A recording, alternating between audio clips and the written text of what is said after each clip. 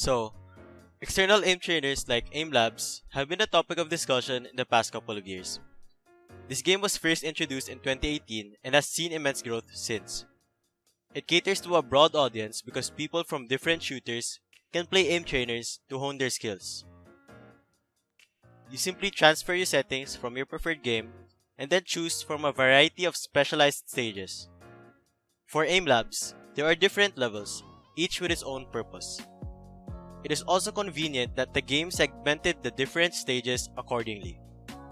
There's a section for flick, speed, tracking, precision, cognition, and perception. Here are some of the stages that simulate in-game scenarios for tactical shooters like CS and Valorant. There's spider shot and good shot for fast flick aiming. There's strafe shot and strafe track for tracking moving targets. There's the angle hold to practice holding angles and crosshair cushioning. There's sniper shot for practice with the op flick shots. And there's also the wall peek stage for peeking angles where you will have to swing out to kill the targets. These levels are good practice for raw aim and warm up before matches. It also allows you to pick apart your aim and work on its various aspects individually. Repetition of these stages then leads to better muscle memory. After each playthrough of the stage, the game provides you with insights regarding your performance. It shows your strengths, weaknesses when it comes to the raw aiming. It even recommends what you can work on using other stages. Moreover, the game has its scoring system, which helps you measure and quantify the improvement in your aim. Feel free to check out Rambo's Aim Labs guide for a more comprehensive guide on the different levels of aim labs. There are still several stages aside from the ones I mentioned, but I think they are not applicable for tactical shooters like CS and Valorant. Some of them are more suited for fast-paced games like Apex, Diabotical, or Quake, while some of the stages, in my opinion, are way too gimmicky. People might play it for fun and not for practice. There is no doubt that grinding this game is useful in training raw aim. You will be clicking dots for hours on end until you get the muscle memory for it. But the downside is that it does not give you an accurate simulation of in-game engagements. You wouldn't be standing around in one spot while countless enemies appear on different sides of your screen. The main stages also involve vertical aiming, which is not highly applicable to CS and Valorant. Those games revolve around proper crosshair placement. Unless you are fighting dashing jets, flying razes, or teleporting omens, you wouldn't be flicking all over the place because the enemies are typically on spots that you can pre-aim. I believe that experience in-game is better than playing an aim trainer. Where else can you gain more experience than the deathmatch mode in CS or Valorant? Through this mode, you get to experience more realistic gunfights with people that shoot back. You get to practice your movement and angles as compared to just standing around and shooting at dots. For games like Counter-Strike and Valorant, there's so much more to the game than point-and-click shooting.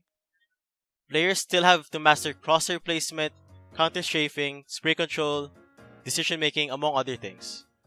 And that is not something that you can master through grinding an aim trainer. Here is a clip of C9 Relics, a former CSGO player, now a Valorant professional player, explaining his thoughts on aim labs. Yeah, by the way, I'll be talking about aim labs all the time. I just do grid shot for fun. I don't really do any aim training, guys. I just deathmatch and play the game. In addition to deathmatch, CS already offers tons of available Steam Workshop maps for training. There's the Training Aim CSGO map, which is like the spider shot or the grid shot. There's also Aimbots, CSGO Hub, which helps you get the feel of the gunplay on static bots. There's the YPRAC Arena for angles and pre-aiming. And lastly, there's the Recoil Master for spray control. Then you can apply these learnings from these maps to deathmatch, then to actual games. For the case of Valorant, there's an FFA deathmatch mode and the firing range. My point with these examples is that you don't have to look anywhere else to practice. games like CS and Valorant already have their built-in practice tool.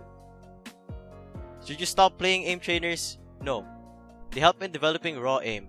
I just think that playing the actual games is more effective because it gives you the realistic gunfights. Playing the games themselves also helps you get the feel for the different guns. Here are some counter arguments to my criticisms on aim labs. The game centers around raw aiming. It is time efficient because you are working on raw aim only without the other variables. The time you spend in aim labs will be solely for the benefit of aim and aim only. To conclude this rambling video that I mask as a video essay commentary thing, in-game practice and aim trainers both have their purpose. I prefer practicing in-game because it prepares you for matches by giving you more realistic engagements. Aim trainers are great in practicing raw aim, but tactical shooters aren't simply about out-aiming everyone. Does that mean you should stop playing aim trainers? Absolutely not. Just know the limitations when just practicing raw aim compared to practicing in-game. Well, does that mean you should just deathmatch all the time? No. Deathmatch also has its flaws, which I can discuss in another video.